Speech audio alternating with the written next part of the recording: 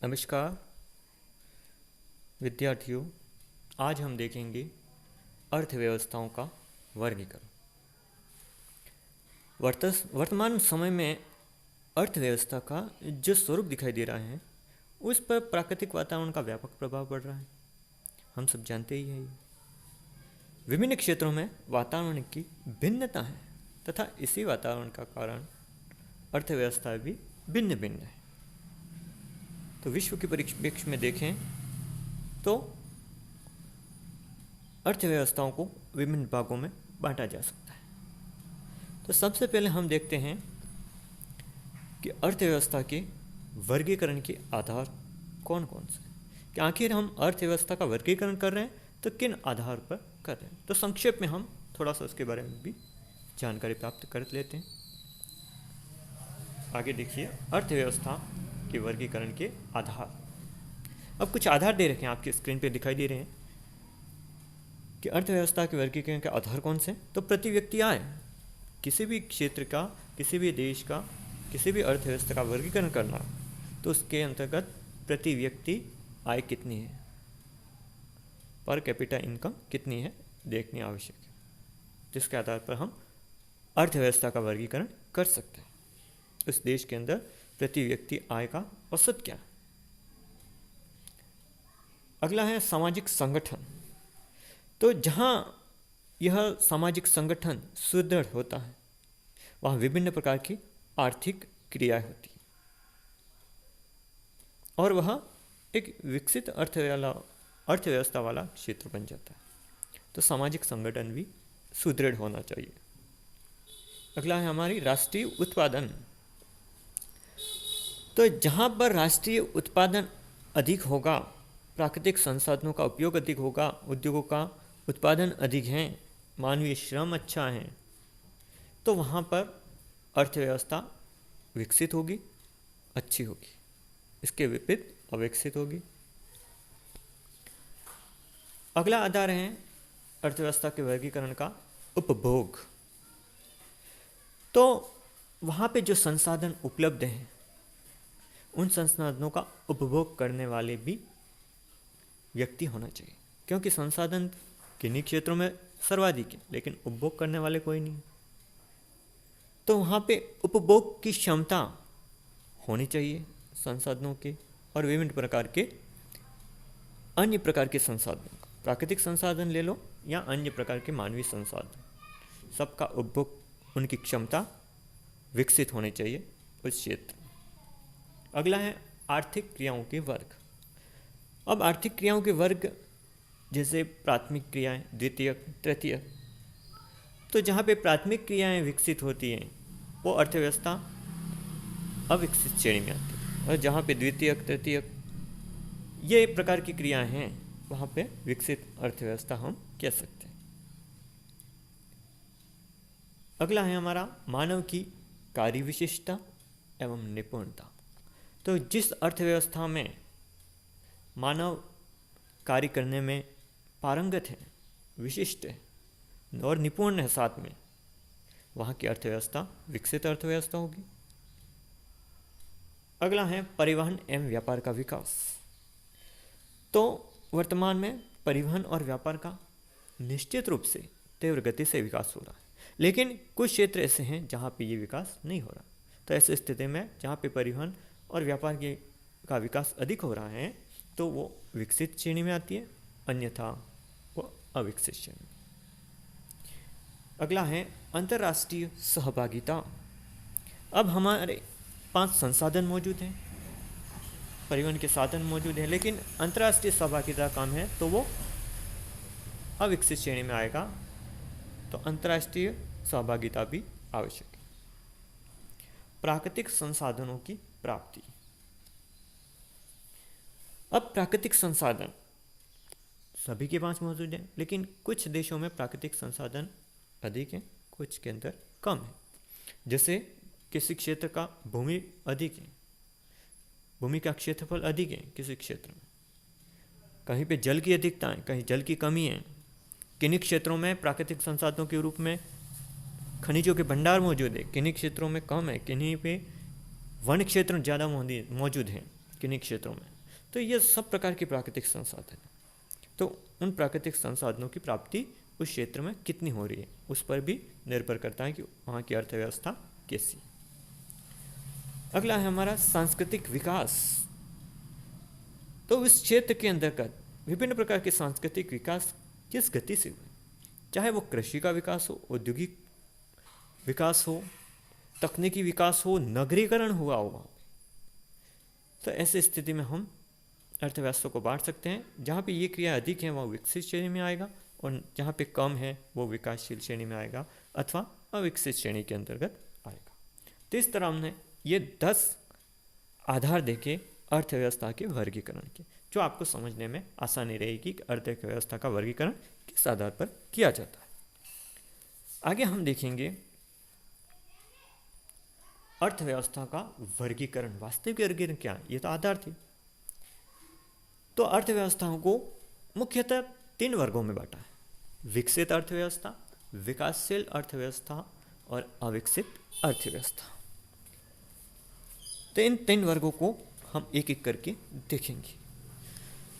उपयुक्त आधारों पर, जो आधार ऊपर हमने पढ़े उन्हें आधारों को ध्यान में रखते हुए विश्व की अर्थव्यवस्था को 3 भागों में बांटा जा सकता है। तो ये तीनों अर्थव्यवस्था विकसित, विकासशील, अविकसित आपके सामने। पहली अर्थव्यवस्था है विकसित अर्थव्यवस्था। अब ये अर्थव्यवस्था इसके नाम से स्पष्ट है कि ये विकसित अर्थव्यवस्था, इसमें तकनीक का और विज्ञान का विकास बहुत अधिक हुआ है। इनका आर्थिक विकास स्तर बहुत ऊंचा है। यहाँ पर कुशल कारीगर काम करते हैं। संसाधनों का यहाँ पर अंधाधुंध विदोहन हो रहा है। वैज्ञानिक उपकरणों का प्रयोग किया जा रहा है। परिवहन के विकसित साधनों का प्रयोग किया जा रहा है। कृषि में उन्नत तकनीक का प्रयोग किया जा रहा है। मशीनीकरण की तीव्रता, मशीनों का अधिक उपयोग किया जा रहा है। प्रति व्यक्ति आय की बात की जाए तो उच्च आय है। जनसंख्या वृद्धि की बात की जाए तो कम है, तीव्र गति से वृद्धि नहीं हो रही है इन क्षेत्रों। साक्षरता दर उच्च है यहाँ पर, निर्धनता दर कम है, गरीबी कम है कहने का मतलब। तो ये विभिन्न प्रकार की विशेषताएं यहाँ पर विकसित अर्थव्यवस्था की। तो ऐसी अर्थव्यवस्था विकसित अर्थव्यवस्था कहलाएगी जिनमें उपयुक्त तत्व मौजूद हैं, कारक मौजूद हैं, उपयुक्त आधार मौजूद है।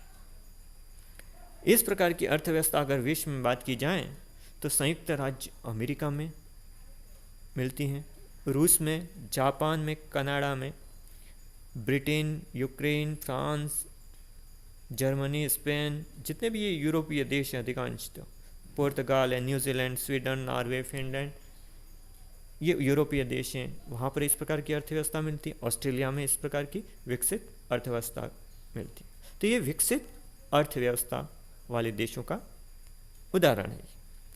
तो इस तरह ये विकसित अर्थव्यवस्था कहलाई। सेकंड है हमारा विकासशील अर्थव्यवस्था। विकासशील अर्थव्यवस्था क्या है? ये विकसित और ये अविकसित दोनों की मध्य की अवस्था, दोनों के मध्य की श्रेणी। न तो यहाँ ज़्यादा विकास हुआ है बहुत अधिक, और न ही ये बहुत पिछड़ा हुआ क्षेत्र है। तो इस अर्थव्यवस्था में आर्थिक क्रियाएं पूर्ण विकसित नहीं हुई हैं, बल्कि विकास की ओर गतिशील हैं। इसलिए इसको कहा जाता है विकासशील अर्थव्यवस्था। विश्व के देखा जाए तो अधिकांश देश इस प्रकार की अर्थव्यवस्था में, इस प्रकार की अर्थव्यवस्था वाले देश के अंतर्गत तीव्र जनसंख्या वृद्धि हो रही है, संसाधनों की कमी है, परंपरागत कृषि का तरीका यहाँ अपनाया जाता है और कृषि की जाती है वो जीवन निर्वाह कृषि की जाती है अधिकांशतः। संचार एवं शिक्षा का स्तर मध्यम स्तर है, उच्च शिक्षित व्यक्ति यहाँ ज़्यादा शिक्षित व्यक्ति कम है। तकनीक देखी जाए और वैज्ञानिक विधियों का प्रयोग किया जाए तो ये विकसित देशों पर निर्भर है इस तकनीक के क्षेत्र में और वैज्ञानिक विधियों के मामले में वो अधिकांशतः विकसित देशों पर निर्भर हैं। बेरोजगारी की बात की जाए तो यहाँ बेरोजगारी ज़्यादा है। चिकित्सा और जन कल्याण योजनाओं की समान पहुंच नहीं है व्यक्तियों की, क्योंकि यहाँ पे जनसंख्या बहुत ज़्यादा है। तो ऐसी स्थिति में चिकित्सा और जन कल्याणकारी योजनाएं ये अधिकांश लोगों तक पहुंचाने में कठिनाई होती है, क्योंकि यहाँ पे संसाधनों की भी कमी है। तो इस तरह देखा जाए तो ये विकासशील अर्थव्यवस्था के कुछ विशेषताएं, जिसके आधार पर हम विकासशील अर्थव्यवस्था को पहचान सकते हैं। अब इसके उदाहरण देखें तो भारत स्वयं विकासशील अर्थव्यवस्था का देश है। चीन देखा जाए, श्रीलंका, मिस्र, यूनान, Morocco, Tunisia, Brazil, Mexico, Peru, Bolivia, तो ये सब देश विश्व के अधिकांश देश कहा जाए तो ये कुछ उदाहरण दिए आपको, ये सब विकासशील अर्थव्यवस्था के देश हैं, उसकी श्रेणी के अंतर्गत आते हैं। तीसरा है हमारा अविकसित अर्थव्यवस्था। अब ये बिल्कुल विकसित और विकासशील से भी पिछड़े हुए हैं, इसलिए इनको कहा जाता है अविकसित अर्थव्यवस्था। इसमें देखा जाए तो तकनीक और वैज्ञानिक विकास बहुत नगण्य है। तो ये तकनीक का विकास नहीं हुआ, वैज्ञानिक विकास नहीं हुआ, तो आर्थिक विकास भी यहाँ पे नहीं हो पाया, बहुत कम हो पाया। यहाँ की अर्थव्यवस्था देखी जाए तो मुख्यतः प्राथमिक उत्पादन से संबंधित है। प्राथमिक क्रिया ही की जाती है जो जीवन निर्वाह के लिए आवश्यक है मानव की,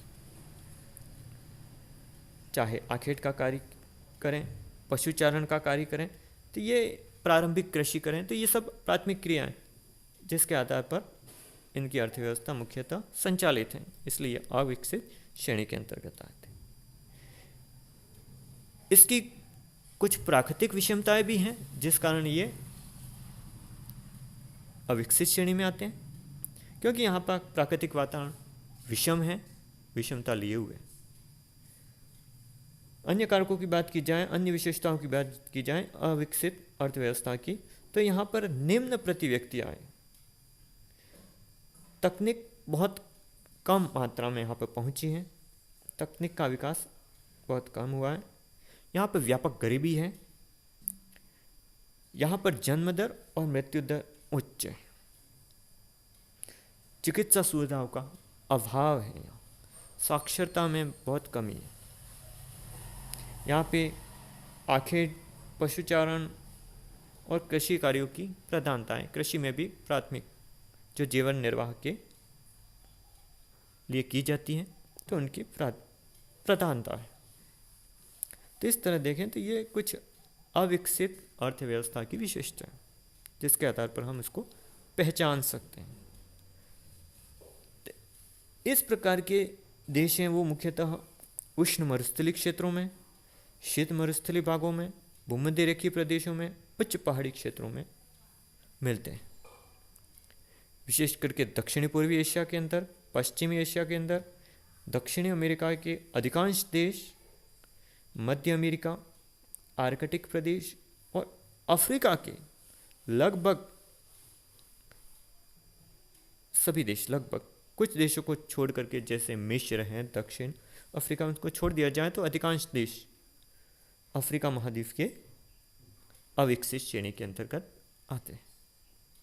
तो इस तरह हमने देखा अर्थव्यवस्थाओं का वर्गीकरण, 3 भागों में बांटा, विकसित, विकासशील और अविकसित।